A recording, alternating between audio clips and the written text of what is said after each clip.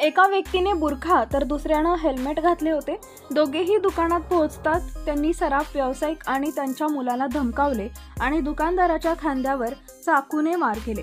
दुसरा गुन्हेगार दुकानात ठेवलेले पैसे आणि दागिने काढून घेण्याचा प्रयत्न करत असल्याचं सीसीटीव्ही फुटेजमध्ये स्पष्टपणे दिसत आहे।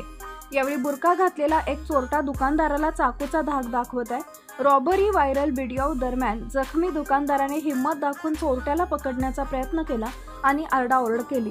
त्यानंतर दोघेही चोरटे घटनास्थळावरून पळू लागले।